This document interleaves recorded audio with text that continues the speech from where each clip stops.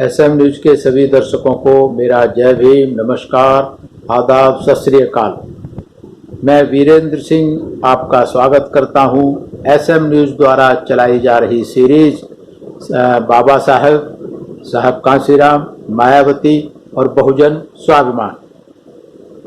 आज हम बात करेंगे कि बहन कुमारी मायावती ने लखनऊ में 6 अक्टूबर 1994 को बहुत बड़ी सभा करके ये बताया कि उत्तर प्रदेश की सपा बसपा गठबंधन की सरकार को गिराने के लिए किस तरीके से कांग्रेस और बीजेपी लगातार मिलकर के षड्यंत्र कर रहे हैं।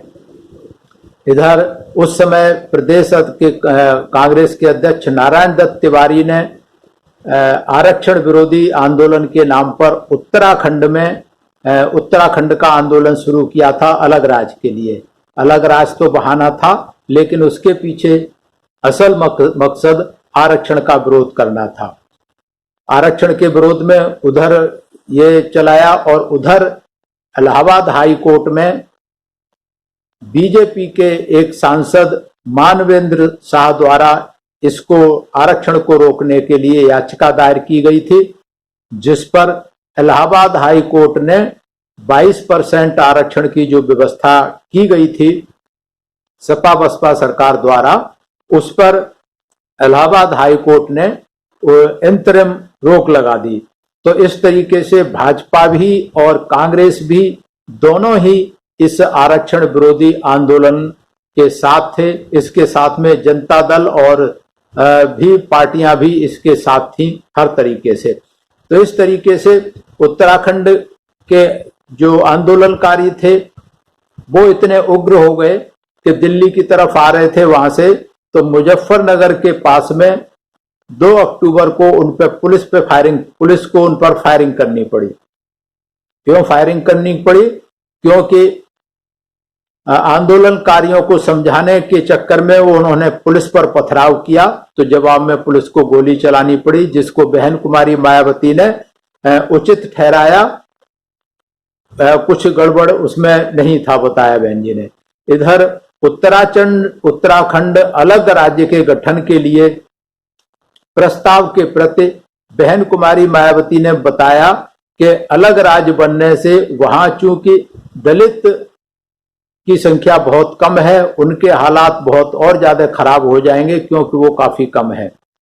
दूसरा, अलग राज्य की मांग को सपा बसपा ने समर्थन इसलिए किया था कि वहां जो उपद्रव हो रहे हैं, जो हिंसा हो रही है, तोड़फोड़ हो रही है, उसको नियंत्रित किया जाए और वहां शांति बनी रहे।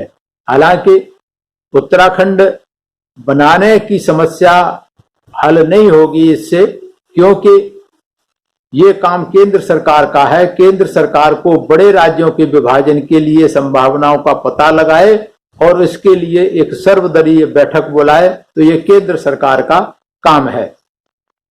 बहन कुमारी मायावती ने आरक्षण विरोधियों की जो मांग थी कि उत्तराखंड में पिछड़े वर्ग की आबादी कम है तो वहां कम किया जाए, तो बहन कुमारी मायावती ने कहा कि हम उत्तराखंड में 27% से घटा करके 2% करने के लिए तैयार हैं, बशर्ते कि पहाड़ी जो मैदानी इलाका है वहां 52% आबादी है पिछड़े वर्ग की, तो वहां 52% आरक्षण होना चाहिए।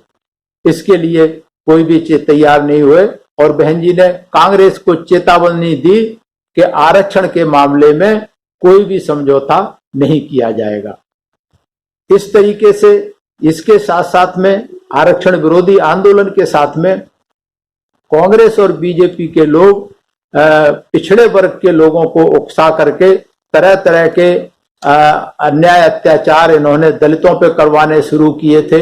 इसी उसमें अलीगढ़ के पास परसी गांव में भट्टे पे काम करने वाली बहुत सारी दलित महिलाओं का सामूहिक बलात्कार किया गया था। उसके बारे में भी बहन कुमारी मायावती ने वहां मौके पर जाकर के दौरा किया, वहां के हालात का जायजा लिया और सभी पीड़ितों को उचित मुआवजा दिलाने का भरोसा दिया, सरकार द्वारा दिलाया। और जो पुलिसकर्मी थे, जो जिम्मेदार पुलिसकर्मी थे, उनको निलंबित किया गया, वहां से हटाया गया।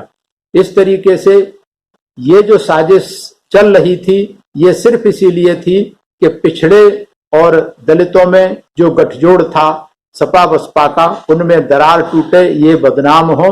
तो इस तरीके से पिछड़े समाज के लोगों को गुमराह करके और गुंडों को गुमराह करके इस तरीके के लगातार कोई न कोई घटनाएं ये कराते रहते थे बदनाम करने के लिए। इधर मुलायम जो कांग्रेस ने समर्थन वापस लिया उसके लिए भी बीजेपी और कांग्रेस की आपस में साठगांठ थी। इन्होंने जो समर्थन लिया ये कांग्रेस की आंतरिक अपना झगड़ा था, क्योंकि उस समय जो कांग्रेस के अध्यक्ष थे पीवी नरसिंह राव, वो नहीं चाहते थे कि नारायण दत्त तिवारी और अर्जुन सिंह के बीच में अच्छा तालमेल रहे, उनमें गठजोड़ रहे।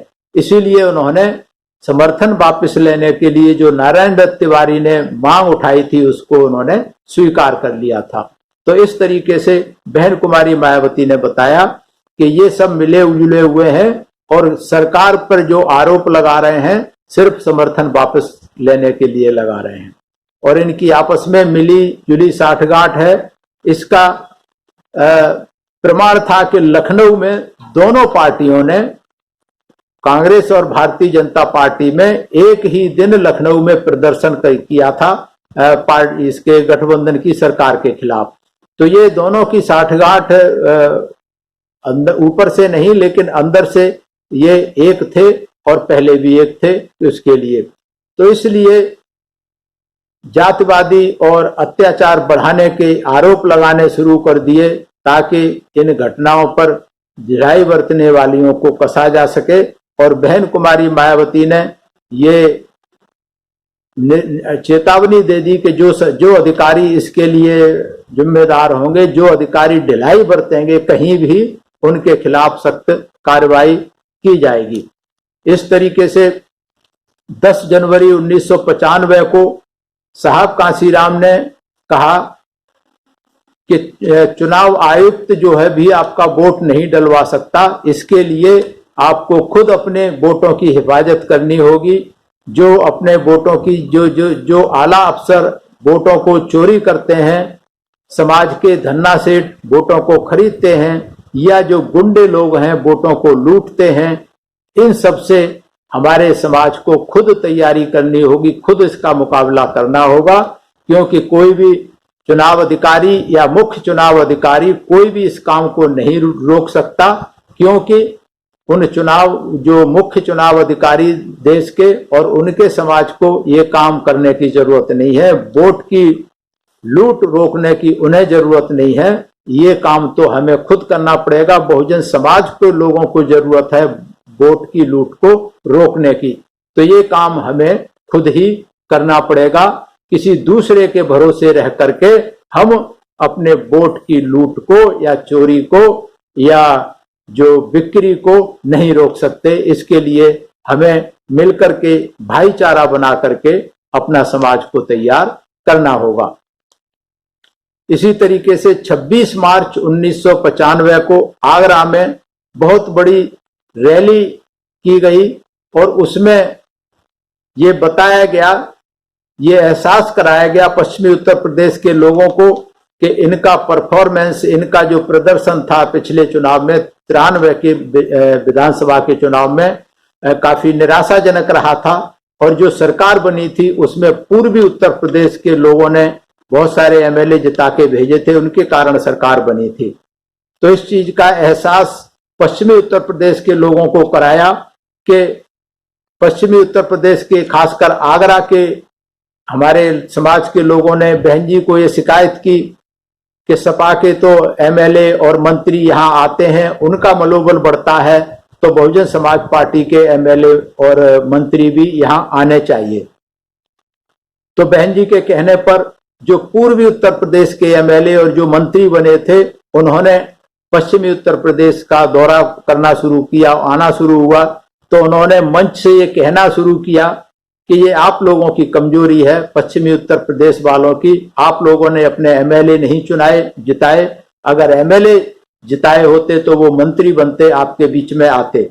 जब इस तरीके की उन्होंने एहसास कराया तो पश्चिमी उत्तर प्रदेश के लोगों को, आगरा के आसपास के लोगों को ये एहसास हुआ और उन्होंने फिर उन मंत्री और एमएलए को बुलाना बंद कर दिया। उन्होंने ये तहैया किया कि अब हम संगठन को मजबूत करके ग्रास रूट लेवल पर काम करके संगठन को तैयार करेंगे और हम अपने यहां से अगले चुनाव में बहुत सारे एमएलए चुनाएंगे, जिताएंगे, जो कि मंत्री बनकर हमारे बीच में आएंगे, हमारा काम करने की वो करेंगे। तो इस तरीके से बहन कुमारी मायावती जी ने एहसास कराया पश्चिमी उत्तर प्रदेश के लोगों को कि वो काम करें, अपनी शक्ति को मजबूत करें, आपस में भाईचारा बनाए, संगठन को ग्रास रूट लेवल तक तैयार करें और किस तरीके से कांग्रेस और बीजेपी की पार्टियां साठगांठ करके आपस में गठबंधन को तोड़ना चाह रही हैं, इससे भी सावधान रहने की जरूरत है। मैं आज बस इतना ही। मैं धन्यवाद करता हूं एसएम न्यूज का, जो ये सीरीज शुरू की है कि बहुजन समाज पार्टी साहब कांशीराम और बहन कुमारी मायावती ने कितना संघर्ष करके यहां तक पहुंचे, कैसे कैसे जमीनी लेवल पे उन्होंने संगठन के लिए, मजबूती के लिए लोगों को तैयार किया, काम किया, ताकि आज का युवा वर्ग इस चीज का एहसास कर सके, इस चीज को समझ सके कि कितने कठिन रास्तों से होकर बहन कुमारी मायावती जी यहां तक पहुंची हैं, बहुजन समाज पार्टी का मूवमेंट यहां तक पहुंचा है। और खासकर मैं युवाओं को आगाह करना चाहता हूं, आजकल के जो छुटभइये दलाल नेता आ रहे हैं, जो गद्दार नेता पैदा किए जा रहे हैं, बहुजन समाज पार्टी के मूवमेंट को रोकने के लिए उनसे सावधान रहने की जरूरत है, क्योंकि वो उत्तेजित करके युवाओं को असंवैधानिक कामों में, गैर लोकतांत्रिक कामों में उनको लड़ाई झगड़े में फंसा रहे हैं, जिसके कारण बहुत सारे युवाओं का भविष्य खतरे में पड़ रहा है, भविष्य खराब हो रहा है। ये 2 अप्रैल 2018 की घटना इसका गवाह है। उसके बाद दिल्ली में जो रविदास मंदिर के कांड में जो हुआ था, बहुत सारे लोग अभी तक जेलों में बंद हैं और बहुत हजारों लोगों पर बहुत सारे संगीन धाराओं में मुकदमे चल रहे हैं। तो इसलिए युवाओं को जोश के साथ में होश नहीं खोना है, जोश के साथ में अपने समझदारी और होशियारी से काम लेना है। जो संगठन सही दिशा में संवैधानिक रूप से काम कर रही है बहुजन समाज पार्टी, उसका साथ देना है, क्योंकि बहुजन समाज पार्टी का अब तक का इतिहास रहा है कि आज तक बहुजन समाज पार्टी के किसी छोटे से छोटे कार्यकर्ता की भी कभी कोई जान माल का नुकसान नहीं हुआ है। यही कारण है कि बहुजन समाज पार्टी के साथ भारी तादाद में गरीब समाज के लोग, शूद्र समाज के लोग, पिछड़े समाज के लोग, मुस्लिम समाज के लोग सभी भारी तादाद में जुड़े। तो आज इस बात को पुनः समझने की जरूरत है युवाओं को। और मैं धन्यवाद करता हूं एसएम न्यूज का, मैं धन्यवाद करता हूं सभी दर्शकों का। अगर आपको ये सीरीज पसंद आ रही है, आप इसको लाइक करें, ज्यादा से ज्यादा शेयर करें और कमेंट्स के द्वारा हमारा मार्गदर्शन करें। और मेरा सभी से निवेदन है कि देखते रहिए ये सीरीज बहन कुमारी मायावती का संघर्ष और बहुजन मूवमेंट का सफरनामा, प्रतिदिन शाम को 6 बजे एसएम न्यूज चैनल पर। सभी को मेरा धन्यवाद, सभी को मेरा आभार, सभी मेरा प्रणाम स्वीकार करें। जय भीम। अगर आपने अभी तक हमारा चैनल सब्सक्राइब नहीं किया है तो सब्सक्राइब करें और घंटी का बटन बिल्कुल भी दबाना ना भूलें, ताकि सभी लेटेस्ट खबरें पहुंच सकें आप पे सबसे पहले।